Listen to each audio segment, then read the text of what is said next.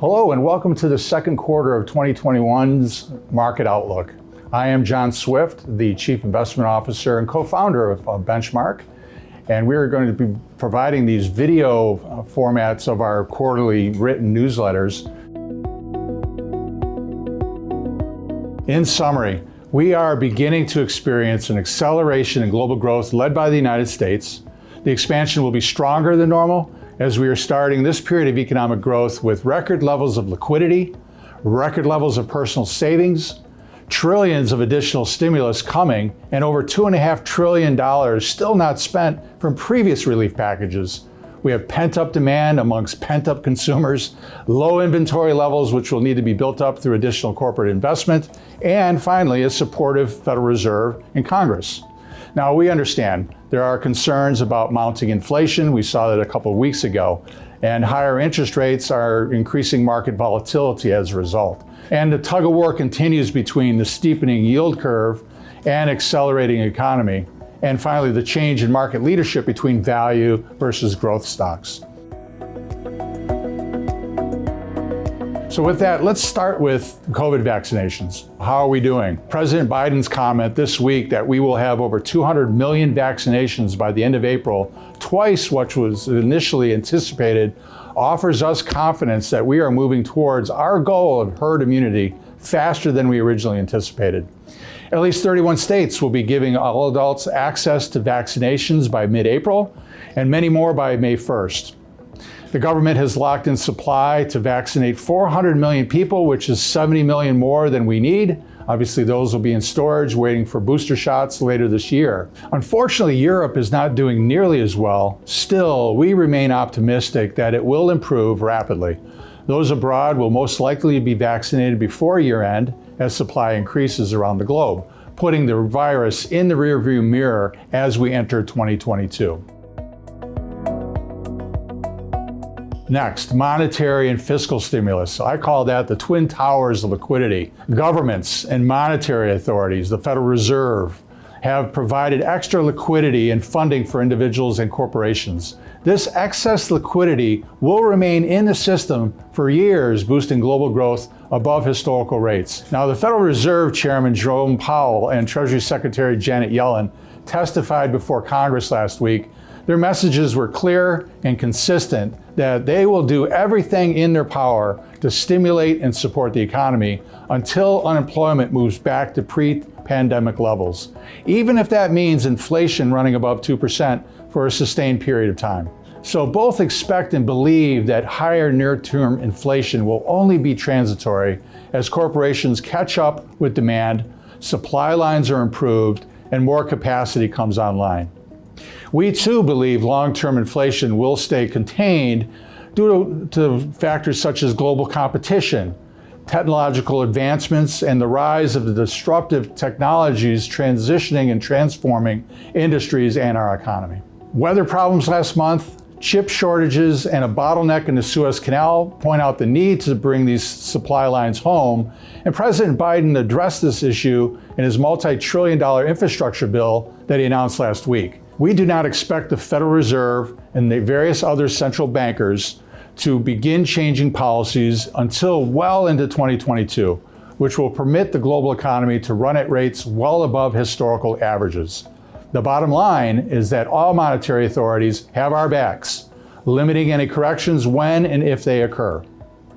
Now, the $1.9 trillion stimulus plan that's currently being rolled out, we expect nearly $900 billion of that plan to be hit the economy before the end of this year, with an extra $1 trillion rolling into 2022. The $2 trillion infrastructure stimulus bill announced last week will, if passed by Congress and signed by the President, supply funds for roads, bridges, ports, climate change, and bring back critical supply lines to America. So shortages and supply line issues drive home the need to build back America stronger and reclaim critical supply lines in key industries. You have to finance this, so the proposed financing for this infrastructure package includes higher taxes on high-income individuals and corporations. The tax package also includes closing loopholes and better collections.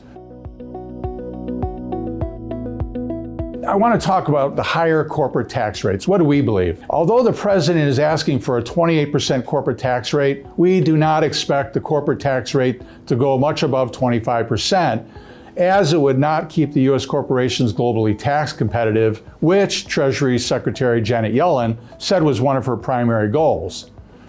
Raising corporate taxes generally provides a disincentive for corporations from investing in employees, research, plants and equipment, and studies have also indicated that higher taxes are evenly borne between employees and shareholders with respect to who pays for that higher tax rate.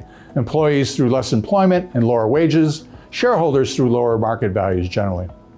And we expect that few, if any, Republicans in the House and none of the Republican senators will vote in favor of higher corporate tax rates, having just fought 4 years ago for lowering these rates.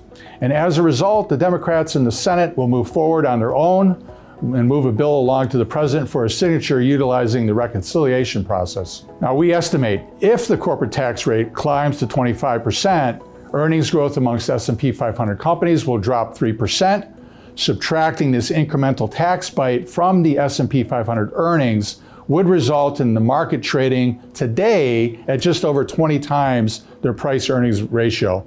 We believe that 20 times this ratio is sustainable and appropriate considering historically low interest rates. However, a corporate tax rate at 28% would not only put our companies at an economic disadvantage at a critical time in our competition with China, but also would decrease current earnings by over 10%, which, when coupled with increasing interest rates, could force us into a market correction or even worse.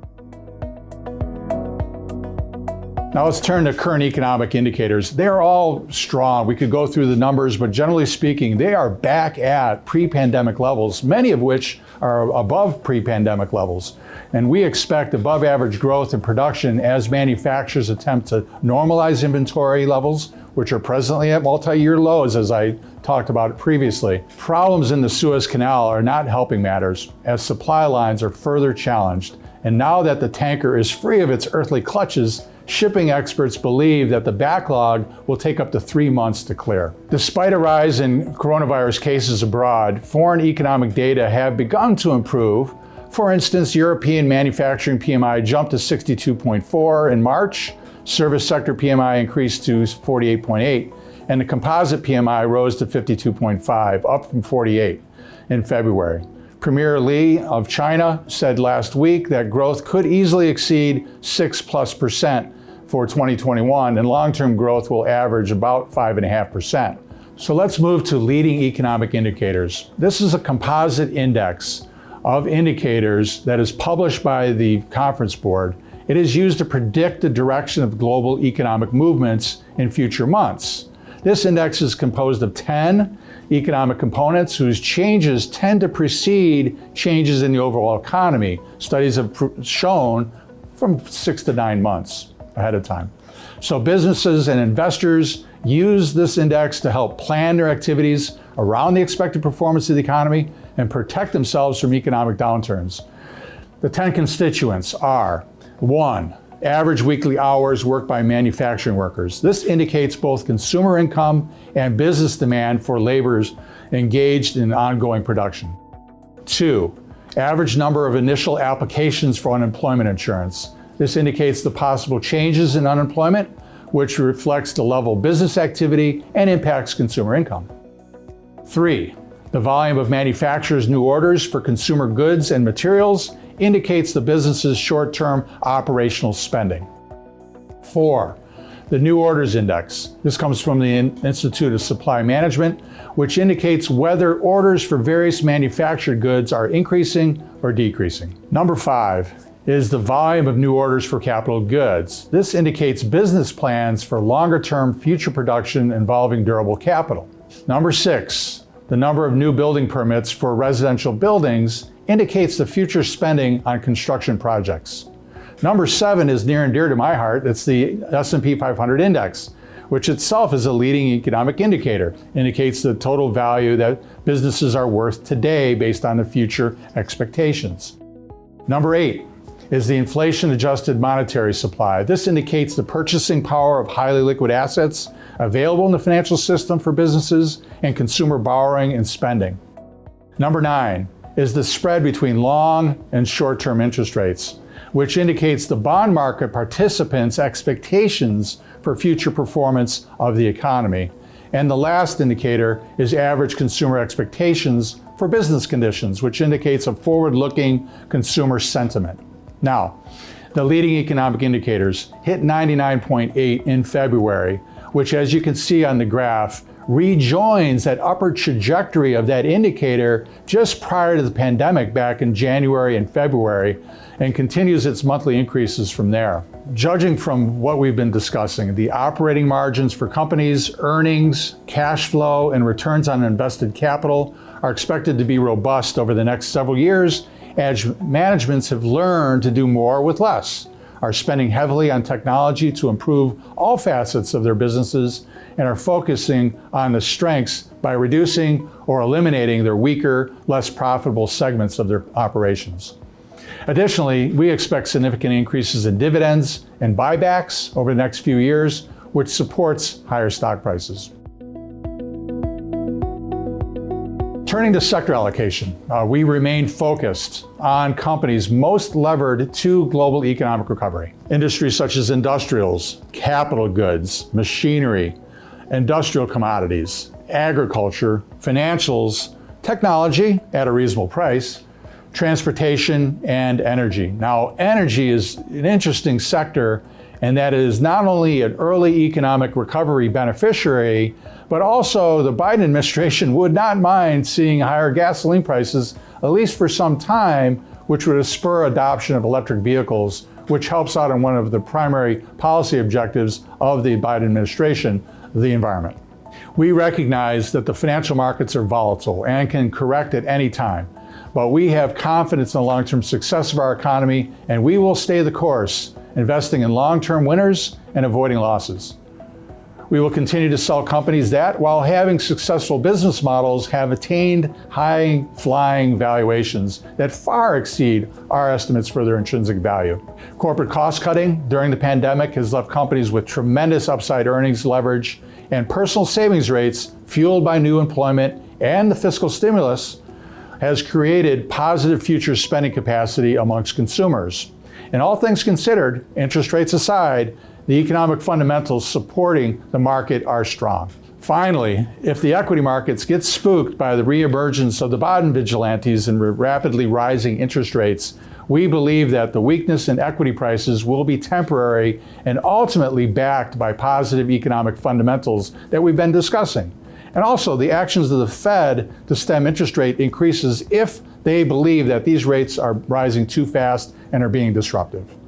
Thanks for joining us here today. I really appreciate you guys stopping by, and we hope you enjoyed it. Please send us comments. I can be emailed at jswift@trustbenchmark.com. We'd love to hear your questions or your comments about this.